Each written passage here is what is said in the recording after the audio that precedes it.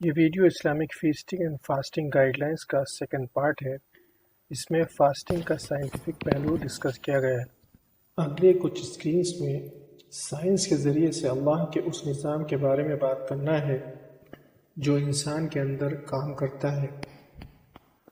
हम तो जायके के लिए खाते हैं, मगर अल्लाह का बनाया हुआ अंदरूनी निज़ाम किस तरह हरकत में आता है और हमें तंदुरुस्त रखता है, इसका अंदाज़ा होगा। स्क्रीन में ये दिखाया गया है कि मुख्तलिफ़ तरह के खानों में जो न्यूट्रिएंट्स होते हैं वो जिस्म में किस हिस्से को मुतासिर करते हैं। एक कार्बोहाइड्रेट है जो सीधे जिस्म में ग्लूकोज बनाता है। ग्लूकोज जिसमें फ्यूल की तरह होता है और एनर्जी सप्लाई करता है। यूँ समझें कि जैसे कार के लिए पेट्रोल फ्यूल की तरह काम करता है। दूसरा प्रोटीन है। ये न्यूट्रिएंट मसल बिल्डिंग के लिए ज़रूरी है। तीसरा फैट है। ये हार्मोन डेवलप करने में हेल्प करता है। और गुड फैट, जिसे हम एचडीएल कोलेस्ट्रॉल कहते हैं, दिल की बीमारी के रिस्क को कम करता है। ये तीनों चीज़ें ज़रूरी हैं, मगर इनकी ज़्यादती नुकसानदेह है।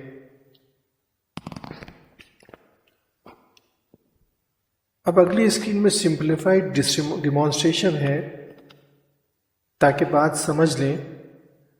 तवज्जो देंगे तो इंशाल्लाह समझ में आएगा और अल्लाह की उन नेमतों का भी हमें एहसास होगा जिसको हम आमतौर से महसूस नहीं कर पाते। हम देखेंगे कि जिस्म ग्लूकोज को कैसे मैनेज करता है। ये 3 फेजेस में समझाया गया। पहले फेज में जब हम खाना खाते हैं तो हाजमे के प्रोसेस के साथ कार्बोहाइड्रेट्स ग्लूकोज में कन्वर्ट हो जाता है और ग्लूकोज खून में मिल जाता है और बॉडी सेल्स को एनर्जी देता है।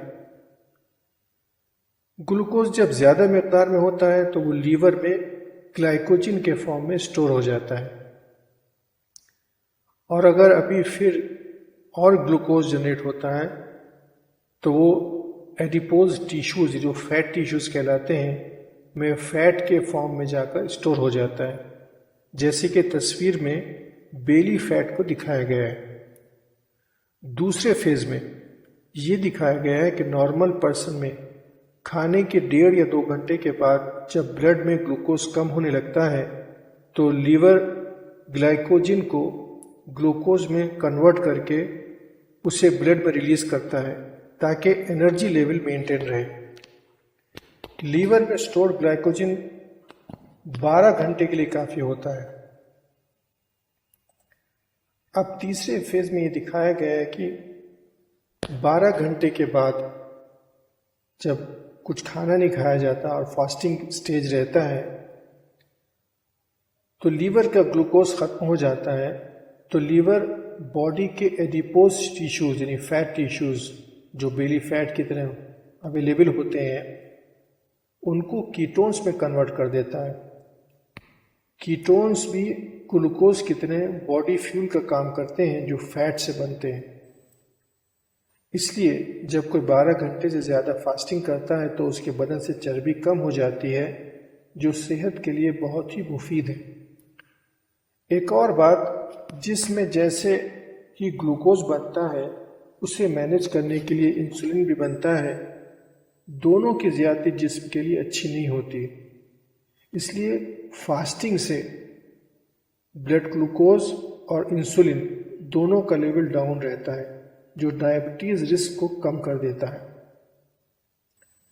फास्टिंग ब्रेन के लिए भी उतना ही हेल्पफुल है जैसे physical exercise.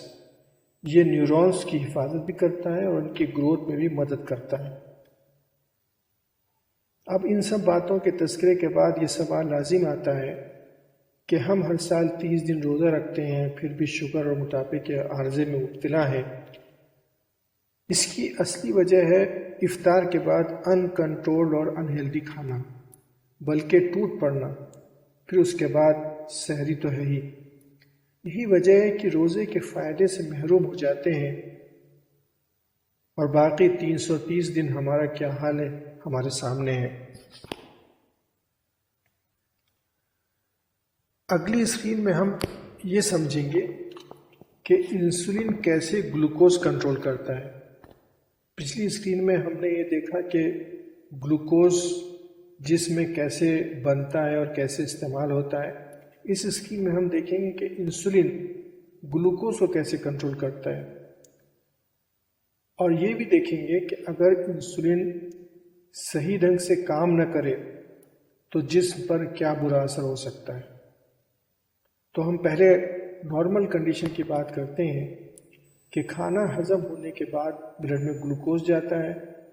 Pancreas glucose level को मॉनिटर करता रहता है। जैसे ही ग्लूकोज बढ़ता है पेनक्रियास इंसुलिन रिलीज करता है। बॉडी सेल सिर्फ इंसुलिन के सिग्नल को ही पहचानते हैं। इंसुलिन बॉडी सेल को नॉक करता है, जिसे ब्लू एरो मार्क से स्क्रीन में दिखाया गया है।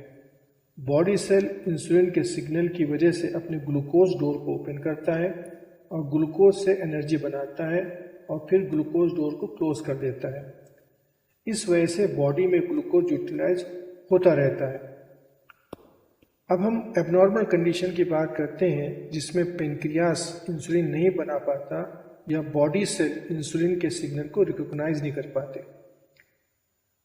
तो ग्लूकोज ब्लड वेसल्स में घूमते रहते हैं और सेल में इंटर नहीं हो पाते। ये ग्लूकोज ब्लड वेसल डैमेज करना शुरू कर देते हैं। इसी तरह इंसुलिन जो ब्लड में है वो भी ब्लड वेसल को डैमेज करता रहता है। सो मुख्तसर ये कि जब हम रोज़ा रखते हैं तो पहला एक्स्ट्रा फैट जो जिस्म में है वो बर्न हो जाती है, और दूसरा इंसुलिन जनरेशन और ग्लूकोज जनरेशन पर डिपेंडेंट है। दोनों एक दूसरे पर डिपेंडेंट हैं। हम फास्टिंग के ज़रिए दोनों का लेवल डाउन रख सकते हैं।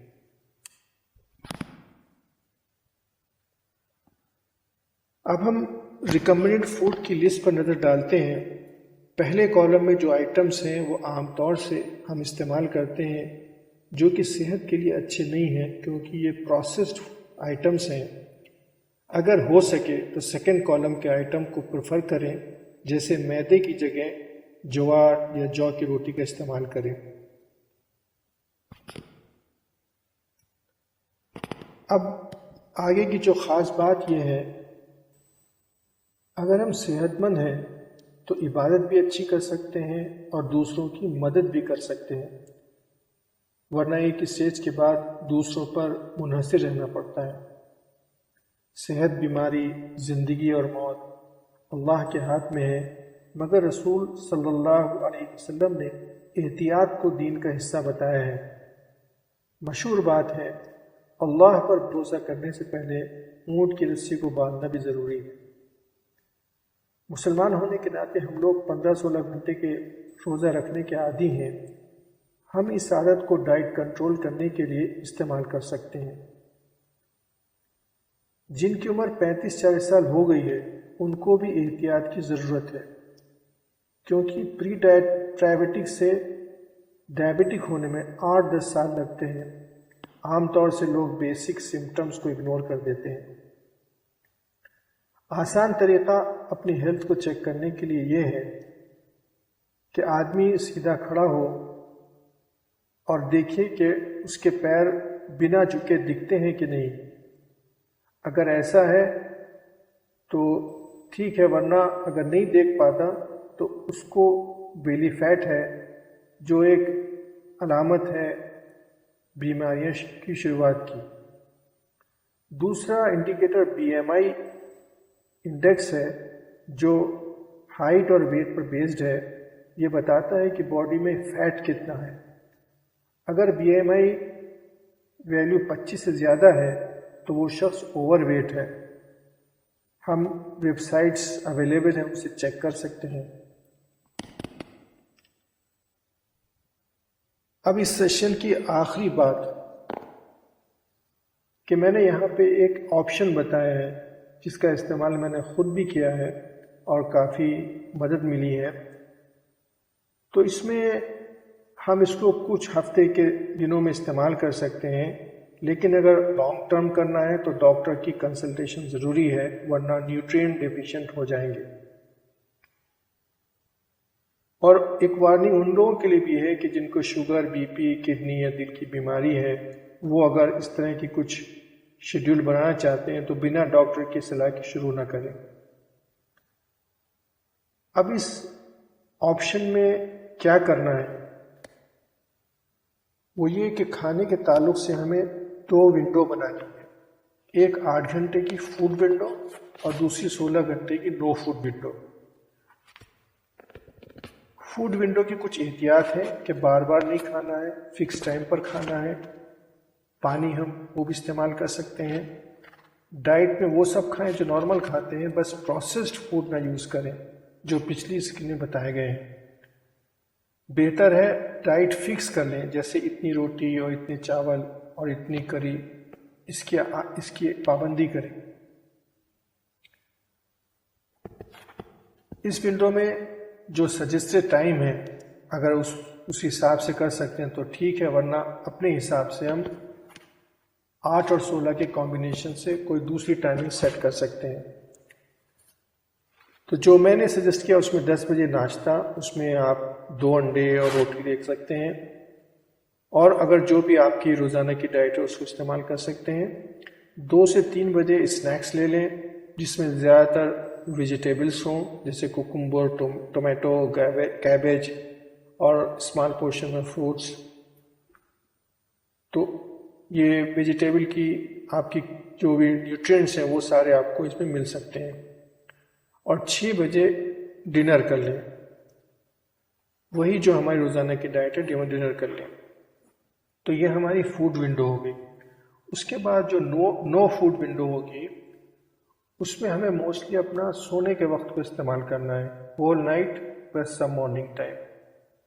इसमें हमें कुछ खाना नहीं है, सिर्फ पानी लेना है जितना भी हम चाहें, और इसमें ब्लैक टी ले सकते हैं विदाउट शुगर, और चाहें तो कुछ क्रीम ऐड कर सकते हैं, मिल्क क्रीम ऐड कर सकते हैं। और एक ख़ास चीज़ जो हम इसमें इस्तेमाल करते हैं, जो हमें हमारी इस मेडिकल फास्टिंग को अफेक्ट नहीं करेगा, वो है हड्डियों का सूप, जिसको नॉर्मली बोन ब्रॉथ के नाम से जानते हैं। एक सुपर फूड है, एंटी एजिंग है, इसके वीडियोस अवेलेबल हैं। तो हम इसको भी हम जो है नो फूड विंडो में इस्तेमाल कर सकते हैं। तो ये अब तक जो हमने कवर किया है, इसमें इंशाल्लाह आप सबको कुछ ना कुछ फ़ायदा ज़रूर हुआ होगा। तो इस पूरे सेशन का लब्ब-ए-लुबाब ये है कि आज जितनी भी रूहानी और जिस्मानी परेशानियों में हम मुब्तला हैं, वो रसूल पाक सल्लल्लाहु अलैहि वसल्लम की तालीमात से रूगर्दानी की वजह से है। उनकी तालीमात किताबों और अल्फाजों में रह गई हैं, ज़िंदगियाँ इससे खाली हैं। अगर हम उन्हीं उसूल पर आ जाएं तो कम से कम जिस्मानी सेहत के लिए डॉक्टर, दवाइयाँ, हॉस्पिटल और लोगों की मोहताजगी से तो बच सकते हैं। और अगर हम रोज़ों और कम खाने को इबादत समझें तो हमारी रूहानी तरक्की भी आसान हो जाएगी।